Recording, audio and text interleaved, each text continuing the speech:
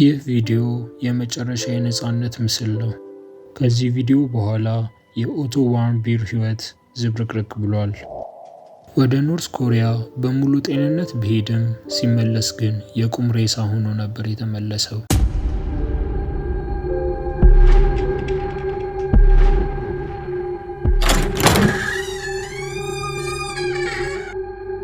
ኦቶ ዋርምቢር በትምህርቱ በጣም ጎበዝ ስፖርተኛ የ22 ዓመት ወጣት ነበር።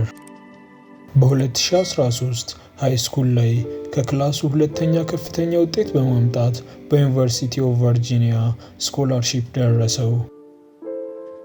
ኦቶ የባንክ ሰራተኛ ነበር መሆን የሚፈልገው። እናም አንድ ቀን እንዲህ ብሎ ያስባል፣ ከዚህ በኋላ ብዙ ስራ ይጠብቀኛል፣ እረፍት የሚባል ነገር የለም። ስለዚህ ለመጨረሻ ጊዜ ለምን ለመዝናናት የሆነ ሀገር አልሄድም አለ። ኦቶ ለመጀመሪያ ጊዜ አልነበረም ወደ ሌላ ሀገር ሲሄድ። ከዚህ በፊት ብዙ ቦታዎች ሂዶ ጎብኝቷል። የተለያዩ የሀገር ባህሎችን ማወቅ ያስደስተው ነበር። ከዚህም በፊት እስራኤል፣ ኩባ፣ ኢኳዶር እናም የተለያዩ የአውሮፓ ክፍሎች ሂዶ ያውቃል። በ2016 መጀመሪያ ላይ ከመመረቁ በፊት የመጨረሻ ጥናት በሆንግ ኮንግ ነበረው። ቻይና በሚሄድበት ጊዜ ኖርዝ ኮሪያን ለመጎብኘት ይወስናል። ያንግ ፒዮነር ቱርስ የሚባሉ ድርጅቶችን አዋርቶ ከነሱ ጋር ለመሄድ ይወስናል። ይህም ድርጅት የተለያዩ ቱሪስቶችን ወደ ተለያዩ ሀገራቶች የሚወስዱ ሲሆኑ አብዛኛውን ጊዜ ያልተለመዱ ቦታዎች ነበር የሚወስዱት። ከነዚህም ያልተለመዱ ሀገራት ውስጥ አንዱና ዋነኛው ኖርዝ ኮሪያ ነበረች። በዚህ ጊዜ የአሜሪካ መንግስት ለህዝቦቹ ወደ ኖርዝ ኮሪያ እንዳትሄዱ ብሎ አስጠንቅቆ ነበር። ምክንያቱም ኖርዝ ኮሪያ ከአሜሪካ ጋር ጥሩ ግንኙነት አልነበራትም። ነገር ግን ይህ ድርጅት አልሰማም በማለት ሰላማዊ ጉብኝት ነው የምናደርገው ብለው ወደ ኖርዝ ኮሪያ ለመሄድ ይወስናል። ኦቶም ለአዲስ ዓመት ለ5 ቀን እዛ ለማሳለፍ ወስኖ ከፈለ። ኦቶ ከሌሎች ጎብኚዎች ጋር ኖርዝ ኮሪያ ገባ። ብዙ ተዝናናም። ይህ ፎቶ የመጨረሻ የነፃነት ምስል ነው። ከዚህ ቪዲዮ በኋላ የኦቶ ሕይወት ዝብርቅርቅ ብሏል። ይህ ቪዲዮ ከተቀረጸ ከሰዓታት በኋላ ማለትም ምሽት ላይ አዲስ ዓመትን የሆነ ባር ውስጥ አከበሩ። እናም ወደ ሆቴላቸው በመሄድ እዛም መዝናናታቸውን ለመቀጠል ወሰኑ። አብረውት ከነበሩት ጎብኚዎች ውስጥ አንዱ ቦሊንግ መጫወት እንደሚፈልግ ይነግራቸዋል። ነገር ግን እነሱ ስላልፈለጉ እሱ ብቻውን ይሄዳል። ሌሎቹም ደግሞ እዛው ሆቴል ውስጥ መዝናናታቸውን መቀጠል ይፈልጋሉ። ነገር ግን ኦቶ በጣም ደክሞት ስለነበረ ወደ ሆቴል ሂጄ ትንሽ ልረፍ አላቸው። እናም ወደ ሆቴሉ ሄደ። በጃንዋሪ 2 2016 እነዚህ ጎብኚዎች ወደ ሀገራቸው የሚመለሱበት ቀን ደርሶ ለመመለስ ወደ ኤርፖርት ይሄዳሉ። እናም ከተፈተሹ በኋላ ድንገት 2 ፖሊሶች ኦቶን ይዘውት ሄዱ። አብረውት ከነበሩት ጓደኞች ውስጥ አንዱ ለመጨረሻ ጊዜ ነው የምናይህ በማለት ቀለደ። ነገር ግን ይህ ሰው ያላወቀው ነገር ቢኖር እንዳለውም ለመጨረሻ ጊዜ እያዩት እንደሆነ ነበር። ከዛም እነዚህ ጓደኞች ለምን እንደተወሰደ እሱን ማግኘት እንደሚፈልጉ ቢነግሯቸውም ማንም ምንም አላላቸውም ነበር። ድንገት ኦቶ ከተወሰደ ከደቂቃዎች በኋላ ኦቶ እንደታመመና ሆስፒታል ውሰዱኝ ብሎ ወስደነዋል አሉ። እነዚህም አብረውት ኖርዝ ኮሪያን ሊጎበኙ የመጡ ሰዎችም የመብረሪያ ሰዓታቸው ስለደረሰ መብረር አለባችሁ ተባሉ።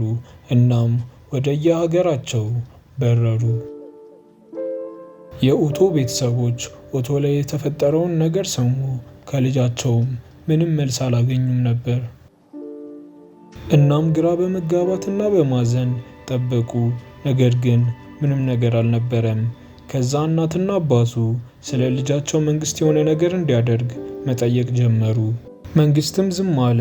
እንዲህም እየሆነ ኦቶ የት እንደገባ ምንም ነገር ሳይታወቅ፣ ኖርዝ ኮሪያም ስለ ኦቶ ምንም መልስ ሳትሰጥ ሳምንታት አለፈ። የአሜሪካ መንግስት ዝም ያለበት ምክንያት አሜሪካ የሆነ ነገር ካደረገች በኖርዝ ኮሪያ እና በአሜሪካ ትልቅ ጦርነት ይነሳል ብለው ፈርተው ስለነበር ነው። በዚህ ጊዜ ኦባማ ከስልጣን ወረደ፣ ትራምፕም ወደ ስልጣን ወጣ። ከዛም እነዚህ የኦቶ ቤተሰቦች ለትራምፕ ጥሪ ያደረጉለት። ኦባማ በስልጣን በነበረ ጊዜ አልረዳንም፣ አሁን ግን አንተ ነህ ተስፋችን አሉት። እናም ትራምፕ ጥሪያቸውን ተቀበለ። ኦቶ በኖርዝ ኮሪያ 2 ወር ከታሰረ በኋላ በስተመጨረሻ ለምን እንደታሰረ ኖርዝ ኮሪያ ተናገረች። የሀገሪቱን ሕዝብ የሚያነቃቃ ፖስተር ሰርቀሃል ተብሎ ነበር ኦቶ በኖርዝ ኮሪያ የታሰረው። አዎ፣ በፖስተር ምክንያት። ፌብሩዋሪ 29 2016 ኦቶ ያደረገውን ነገር ዓለም ሁሉ በቴሌቪዥን መስኮት እየተመለከተው አመነ። ከሆቴሉ ፖስተሩን መስረቁን ተናገረ። ኦቶ እንደተናዘዘው ከሆነ ሲአይኤ ልካኝ ነው፣ አሜሪካ አዛኝ ነው ብሏል። ነገር ግን ሲአይኤ ለአንድ ፖስተር ሰውን እንዴት ወደ ኖርዝ ኮሪያ ይልካል? ይህ ሁሉ ነገር ታማኝ አልነበረም።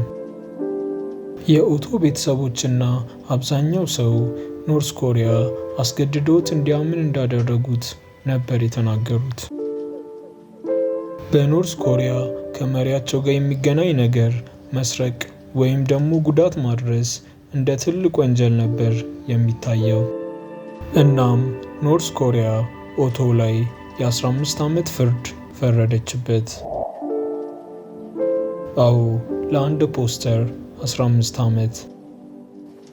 ምንም እንኳን በሴኩሪቲ ካሜራ ተቀርጿል ማስረጃ አለን ቢሉም፣ ነገር ግን በዛ የሴኩሪቲ ካሜራ ላይ የተቀረጸው ሰው ኦቶ እንደሆነ ማስረጃ አልነበረም። በቪዲዮ ላይ ያለው ሰው ወንድ ይሁን ሴት አያስታውቅም ነበር። ይህ የተቀረጸው 2 AM ላይ ነበር። ነገር ግን የኦቶ ጓደኞች እንዳሉት ከሆነ በዛ ሰዓት ኦቶ ከነሱ ጋር እንደነበር፣ እየተዝናኑም እንደነበር፣ እናም 3 AM አካባቢ ወደ ሆቴላቸው እንደተመለሱ ተናግረዋል። ብዙ ሰዎች እንደሚያምኑት ከሆነ ኦቶ ላይ ኖርዝ ኮሪያ ትልቅ አጀንዳ እንደሰራች፣ እሱ ያላደረገውን ነገር አድርጓል ብላ ከዛም ከአሜሪካ ጋር ድርድር ውስጥ ለመግባት ነበር ብለው ያምናሉ። የአሜሪካ ተወካይ የሆነው ጆሴፍ ዩን ከኖርዝ ኮሪያ ጋር በኦቶ ጉዳይ ለ17 ወር ተወያየ። ማለትም ለ1 ዓመት ከ5 ወር ያክል ይህን ውይይት ቀጥሏል። በስተመጨረሻም ጁን 2017 ኦቶ ኮማ ውስጥ እንዳለ አሜሪካ ስትሰማ ፕሬዝዳንት ትራምፕ ኖርዝ ኮሪያን ኦቶን እንድትለቅና ለአሜሪካ አሳልፋ እንድትሰጠው አዘዘ። እናም ጆሴፍ ዩን ኦቶን ከኖርዝ ኮሪያ ለማምጣት ይሄዳል። እናም ሆስፒታሉ ሲገባ በቴሌቪዥን ላይ በዜናዎች ላይ ይታይ የነበረው ወጣት ኦቶን አልነበረም ያየው። ኦቶ ኮማ ውስጥ ነበር፣ ነገር ግን መንቀሳቀስ አይችልም፣ ማውራት አይችልም። በአጠቃላይ ኖርዝ ኮሪያ የመጣው ኦቶ እና አሁን እያዩት ያሉት ኦቶ በጣም ይለያያል። አሜሪካ ኦቶ ኮማ ውስጥ ከገባ 15 ወራት እንደሆነው ደረሰችበት። ኦቶ ከተፈረደበት 17 ወር ሆኖታል። ይህም ማለት ኦቶ ከተፈረደበት ከ2 ወር በኋላ ነው ወደዚህ ኮማ የገባው። ታዲያ በዚህ 2 ወር ውስጥ ኮማ እንዲገባ ያደረገው ምንድን ነው?